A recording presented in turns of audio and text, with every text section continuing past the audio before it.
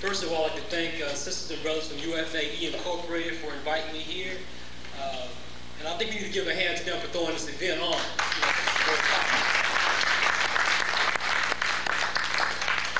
And I think, as the sister said earlier, if our school systems provided us with the education and information that our youth needed in order to empower them, there will be no reason for us to be here today. If the home curriculum provided us with the education information that we need to be empowered, there will be no reason for us to be here today. But as we know, there's been a lot of lies and a lot of inaccurate information, and that's one of the main reasons why we're here today.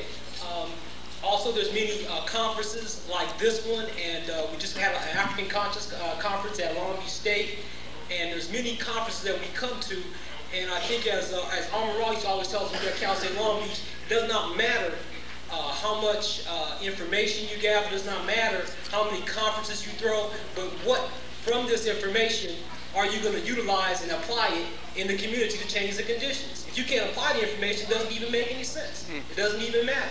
So that's what you need to think about right now. The information and education you're getting from all of us on this panel, how are you going to use this information in order to change the conditions from wherever your prospective places are at? Before I start talking about miseducation, education, and youth empowerment, it's very important for me to deal with some of the 5 main areas of miseducation and then focus on some solutions. One of the main areas, I think, as the sister was talking about earlier, is the school systems. If the school systems will provide the correct information, our youth will be very empowered. I think the school systems, if you look at it, every little girl, when she comes into the world, she should know that she's the first human being on this planet. She should know that she's the creative force in the universe. And that shouldn't just be rhetoric. We should back it up with information. We should know where we get that information from. We can look at Life magazine, November of '81, where there are bones found in Ethiopia 3.5 million years old. You can look at Science magazine, April issue of '84, where there are bones found in Tanzania, 3.8 million years old. Or we can look at Newsweek, January of '88, where it was proven that everybody came from the womb of a black woman because of the mitochondrial DNA being in her body. Okay, this is information that we need to bring forth and have in the school systems. You know, and we know that's not part of the curriculum, but us as black teachers, we need to bring forth that information and give that to our youth so they will be empowered. Every black boy should know that he's the first man in the society. He should know that there's been a lot of contributions, not on the continent of Africa, but also here as well. He should also know that he should be disciplined. We know that like brothers like Ashwa Quaid used to always tell us that a leader was a person who was disciplined. And when we see the Amacus, or we see pictures of on the continent of Africa, and we saw the human body and the animalistic body and the human head, we knew that meant that the upper body had to control the lower body. You can't be a leader and having your lower body control you.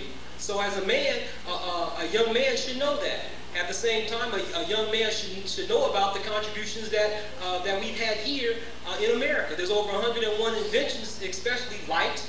You know, we wouldn't have no light in this room if it wasn't for Lewis Latimer. You know, we'd be sitting here in the dark. Or the blueprint for the telephone, or many other things. Or we wouldn't have the street lights. We had car wrecks, you know, wrecking into each other if we didn't have a black man named Gary Morgan to invent that. And as we know, our African colors are right there. Red, black, yellow, and green, you know, on the street lights. So our knowledge is there, our information is there, and these are things that need to be brought forth. I know as Juwanza Kajufu always says, is that where you begin is where you end. If we begin as a slave, we're going to end as a slave.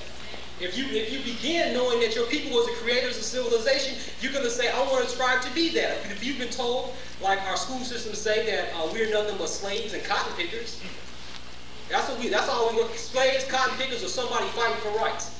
So if that's all we've been taught, that's all we don't want to be.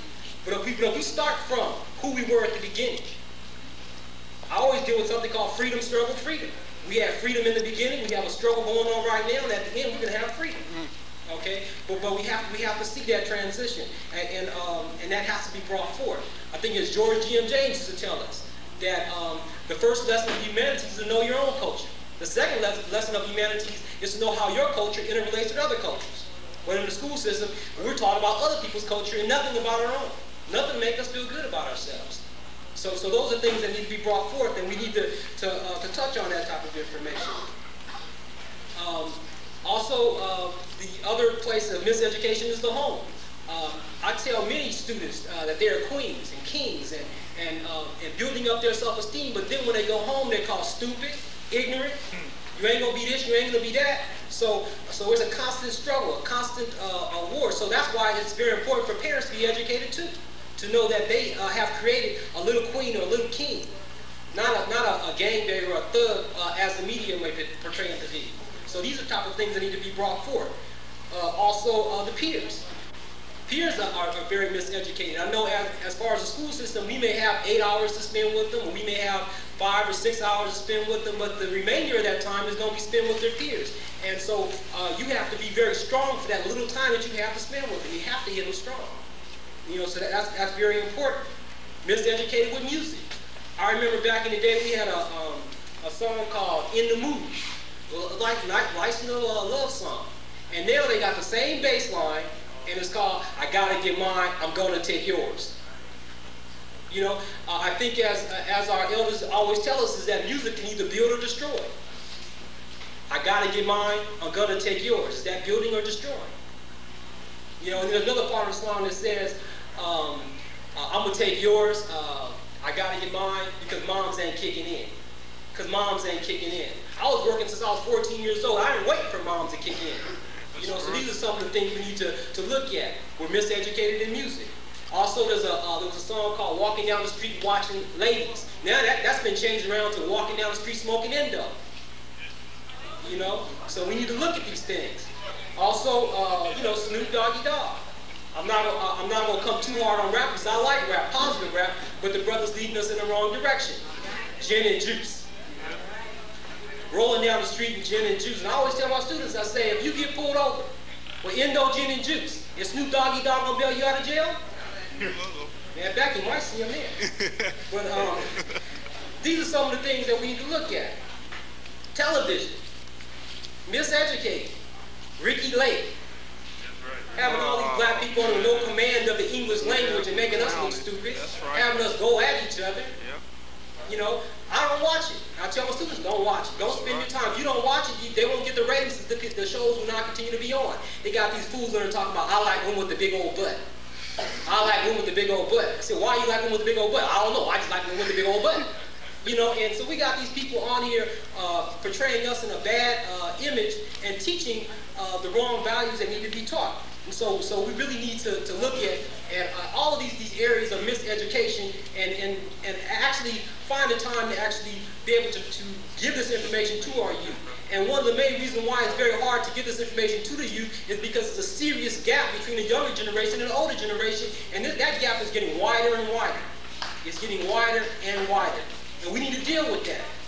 You know, and I think there's like at least 4 or 5 main reasons why this gap is there. One reason why the gap is there is because there's many adults that think they have everything to teach but nothing to learn. Another situation, we have many youth that think they know everything.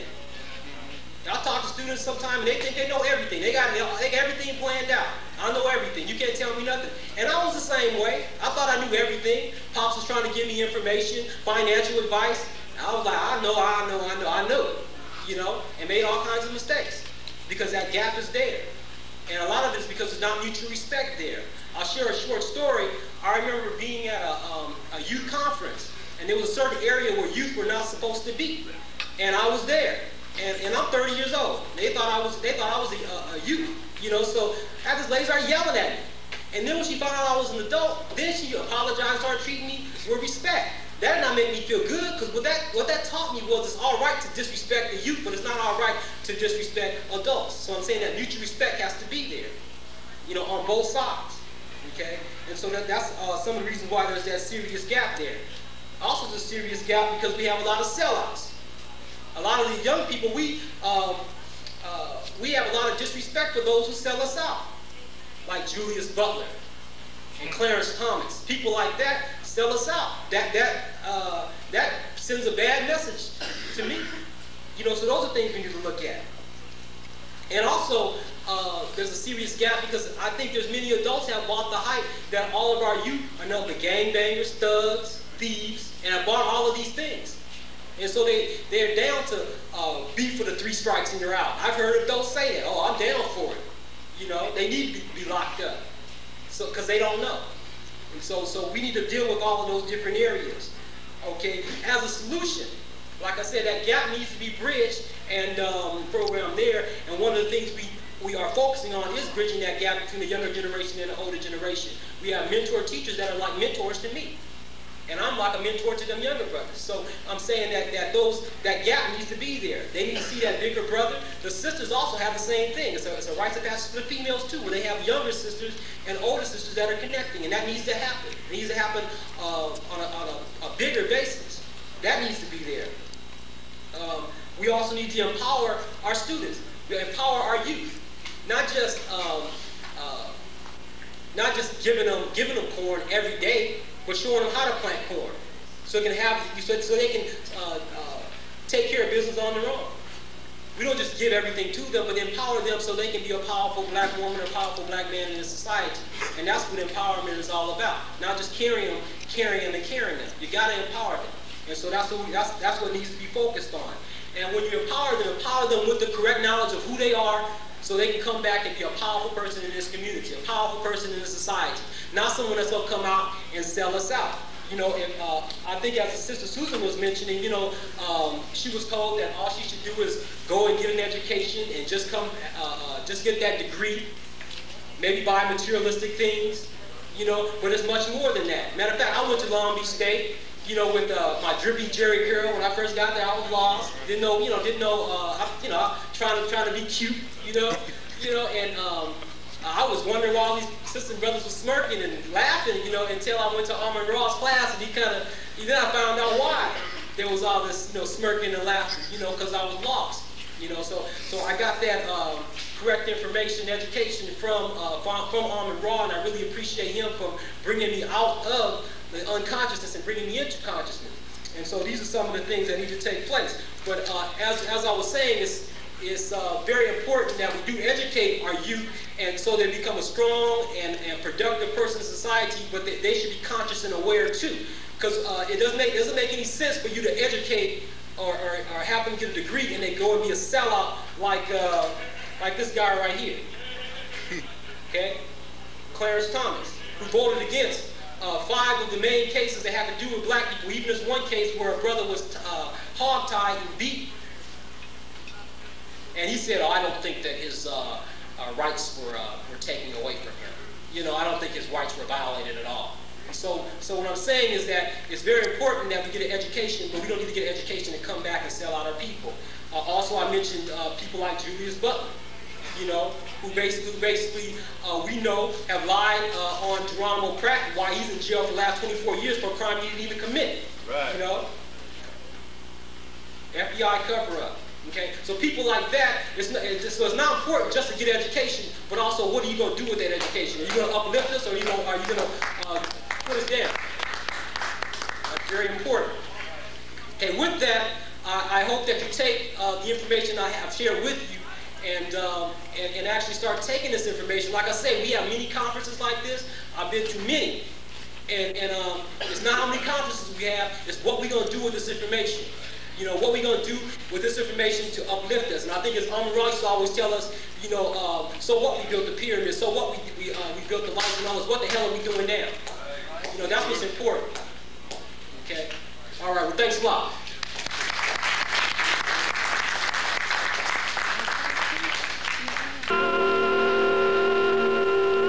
We declare our right on this earth to be a man, to be a human being, to be respected as a human being, to be given the rights of a human being in this society, on this earth, in this day, which we intend to bring into existence by any means necessary.